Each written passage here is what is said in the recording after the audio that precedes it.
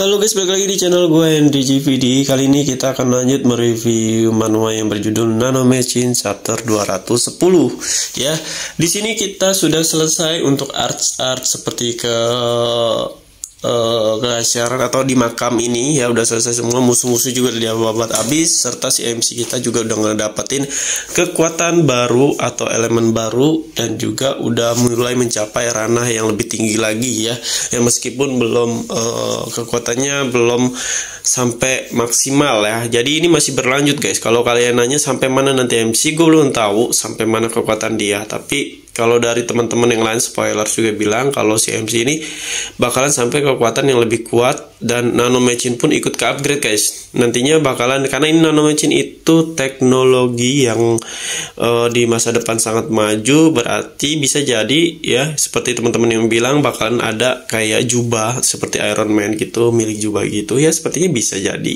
di sini. Karena kan Nano Machine ini kan kayak kecerdasan atau teknologi buatan manusia yang ada di masa depan, yang mungkin udah lebih maju ya, udah ada pesawat terbang, udah kayak antar dimensi dan lain-lain ya. Baik, buktinya cucunya dia aja bisa kembali ke masa lalu gitu, dan kemungkinan ada konsekuensinya juga. Nah, di sini berlanjut tentang si cewek, si Sky, siapa tuh, si salah satu guardian dari kekaisaran yang udah terungkap kan, bener dia ini emang bener-bener salah satu dari anggota sekte demoniknya si MC ini guys, yang dimana dia cerita tuh tentang sejarah-sejarah yang apa namanya, sejarah-sejarah masa lalu, kenapa dia berada di sini ya, kenapa Kirin bisa disegel di sini. Jadi si Kirin itu udah mati guys. Nah di situ tinggal mungkin kayak jiwa atau inti dari darahnya. Dia masih ada pergolakan masalah di masa lalu, yang dimana si Demon Lord ini yang sebelumnya itu pengen banget nguasain darah Kirin, tapi sama Kaisar dikasih syarat lah ya, kalau dia mau ya dia harus ngambil sendiri. Dan ternyata susah ya, mau nggak mau harus ada penjaga biar nggak ada orang yang milikin inti dari darah tersebut guys. Nah, kalau kita lihat di itu kan dari cerita-cerita ya tentang sejarahnya terbentuknya beberapa faksi ya, antara sekte demonik, Murim, dan kekaisaran yang berakhir membuat perjanjian tidak saling ikut campur antara mereka bertiga ya, karena kan udah berkontribusi. Dan di sini kita akan satu hal, gue waktu itu pernah bilang kalau si cewek ini berasal dari MC yang pertama yang mendirikan ya, ternyata bukan ya guys ya. Berarti si Chenhua atau si MC kita ini masanya itu udah jauh ke generasi berapa gitu ya.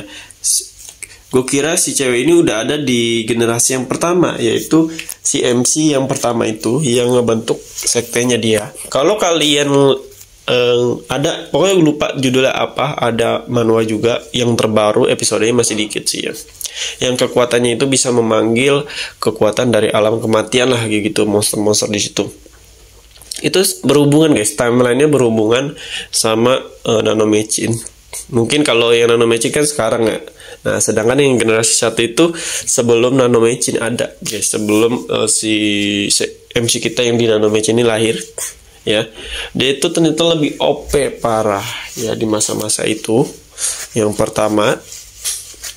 Dan dia juga yang pernah nyamar jadi pangeran ya di situ. Kalau kalian makanya kalian baca dulu deh, seru banget, nggak jauh seru dari Nano Machine, yang dimana MC-nya badai. Ini MC-nya parah sih, maksudnya parah artian tuh kayak punya karakter iblis banget gitu. Maksudnya dia tuh mau ngebunuh orang, mau ngebantai orang, dia pun dibantai pun nggak ngerasain apa-apa gitu. Maksudnya ya udah biasa aja ya kan, makanya dia disebut pendiri pertama yang kejam gitu, padahal nggak. Jadi kalian tonton deh, kalian baca dulu deh, pasti seru, masih berhubungan. Nah gue kira tuh si Phoenix, si rambut merah itu ya dia itu berasal dari situ, maksudnya anak buah kenal. Ternyata dia malah masih ke generasi sebelumnya, berarti umurnya dia itu belum sampai lama ya. yang emang gara-gara si Kilin ini nyerap darah juga, dia makanya jadi awet muda yang udah tua. Nah di sini juga dia udah diangkat jadi tetua nih, bakalan seru nanti pas dia balik ke sekte, bakalan kaget tuh para tetua yang lain ngelihat si MC ini. Yang pertama ketua dari sekte demonik mereka nih ya, banggaan mereka ini rananya sudah naik ya ke tingkat legendaris, udah melewati mereka semua lah ya, yang udah mengendalikan pedang, udah mengeluarkan aura, ngebentuk aura dari tangannya sendiri, pedang yang besar itu, apalagi bisa nebas. Dan yang kedua dia bawa salah satu anak buah lagi ya, yang udah diangkat jadi tetua, yang benar-benar kekuatannya itu memang sangat kuat, yang bisa merubah kulitnya menjadi keras kali ya, sisik-sisik gitu, yang sulit untuk dibantai lah. Nah, di sini kemungkinan dia bakal ngadap ke kekaisaran dulu nih. Entah itu MC-nya yang masih menyembunyikan fakta atau identitas mereka ya, yang bakal balik langsung ke sekte demonik, atau ikut ngebantu pangeran untuk ngebongkar ya, yang kerjasama sama si si Blade God ini nih. Nah, dibongkar, yang akan nggak tahu kaisar pangeran yang mana yang bakalan jadi raja ya, karena yang ikut kerjasama sama MC juga masih kayak belagu sosoknya, yang meskipun ditekan sama MC dan menjadi kayak takut lah. Gue nggak tahu takut karena dia punya ikatan jadi teman atau bakalan jadi musuh, kita belum tahu nih, karena si MC ini masih ada di makam kekaisaran, masih bercerita tentang makam kekaisaran. Nanti dilanjutin lah. Nah ini udah hampir selesai, bikin ilustrasinya cuman sedikit warna-warnain doang sih ya, warnain doang. Dan yang ternyata yang diselimuti si MC yang badan merah itu adalah darah guys ya, darah Kirin. Gue juga baru ngeh, oh iya ternyata darah. Gue kira tuh awalnya itu kayak kulitnya dia itu kebakar gitu, maksudnya bukan kebakar, ke black gitu ya, kebakar black gitu ya, emang kebakar sih, tapi ternyata bukan itu doang, itu yaitu darah Kirin, inti Kirin yang menyelimuti badannya dia gitu, yang mau diserap sama Nano dan dia sendiri. Oke.